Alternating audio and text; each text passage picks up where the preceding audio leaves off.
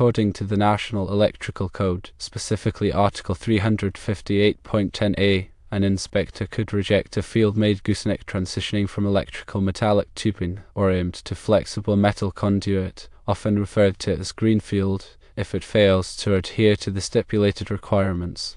This section of the code mandates that goosenecks be constructed from rigid metal conduit, intermediate metal conduit, or Greenfield. Furthermore, the code specifies that these goosenecks must be formed using a standard bending machine. The radius of the bend must not be less than the measurements provided in Table 358.10a. The NEC also stipulates that goosenecks must be securely fastened in their designated location and equipped with a fitting engineered to prevent strain on the conductors housed within. In the context of a field-made gooseneck, compliance typically entails the utilization of a combination coupling explicitly designed for connecting EMT to Greenfield.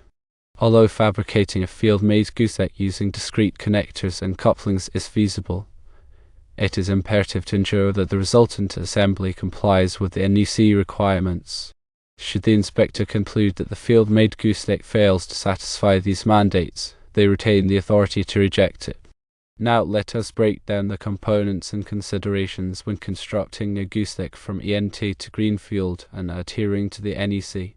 Firstly, material selection is paramount.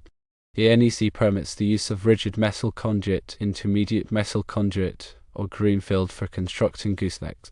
EMT itself is not directly approved for creating the bend of a gooseneck, hence the transition to one of the approved materials is necessary. Secondly, bending radius is critical. Table 358.10 dictates the minimum bending radius permitted for conduits, and this table must be consulted to ensure that the gooseneck bend complies with the code. The specific radius will depend on the size of the conduit being used. Thirdly, secure fastening is essential. The gooseneck must be securely fastened in place to prevent movement or strain on the conductors. This typically involves the use of appropriate straps, clamps, or hangers designed for the specific type of conduit being used. Fourthly, strain relief is necessary.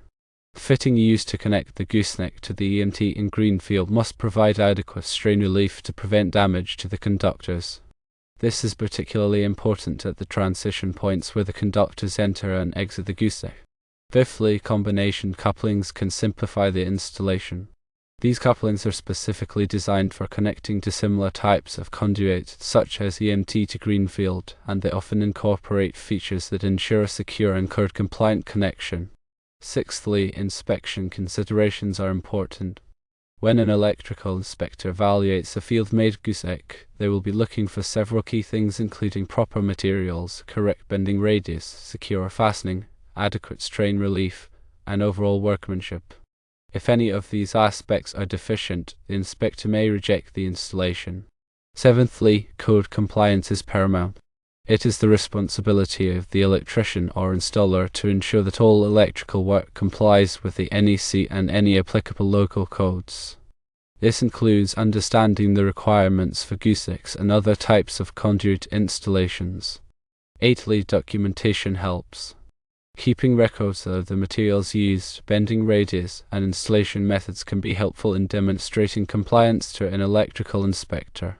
This documentation can also be useful for future maintenance or repairs.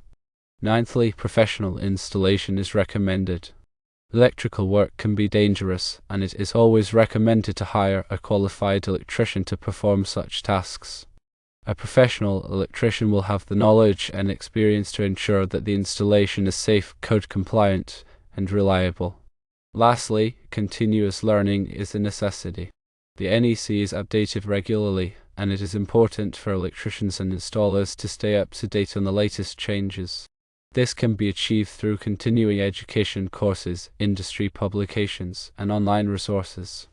Now, let's delve deeper into the specific requirements and considerations for each of these aspects. Firstly, regarding material selection, while EMT itself cannot be used to form the bend of a gooseneck, it can be connected to a gooseneck made of rigid metal conduit, intermediate metal conduit, or Greenfield using appropriate fittings. The choice of material for the gooseneck will depend on the specific application and the environment in which it will be installed. For example, rigid metal conduit is often used in harsh environments where corrosion resistance is important. Secondly, when determining the bending radius, Table 358.10 provides minimum bending radii for different sizes of conduit. It is important to consult this table and ensure that the bending radius of the gooseneck meets or exceeds the minimum requirement. Failure to do so could result in damage to the conduit or the conductors inside. Thirdly, to ensure secure fastening, various types of straps, clamps, and hangers are available for securing conduit in place. The choice of fastening method will depend on the type of conduit, the surface to which it is being attached, and the environmental conditions. It is important to use fasteners that are specifically designed for the type of conduit being used and that are rated for the weight of the conduit and its contents.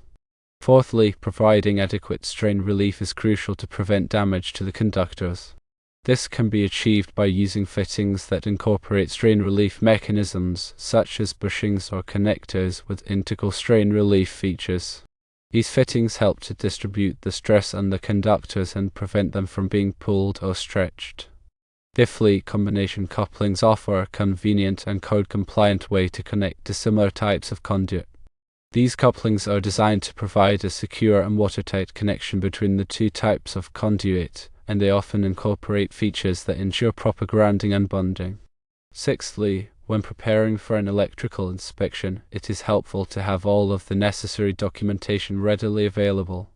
This documentation should include the materials used, the bending radius, the fastening methods, and any other relevant information about the installation. Having this information on hand can help to expedite the inspection process and demonstrate compliance with the NEC. Seventhly, it is important to remember that the NEC is a minimum standard, and local codes may impose additional requirements. It is always a good idea to check with the local electrical inspector to ensure that the installation complies with all applicable codes.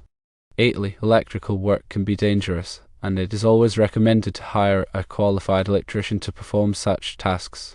A professional electrician will have the knowledge and experience to ensure that the installation is safe, code-compliant, and reliable.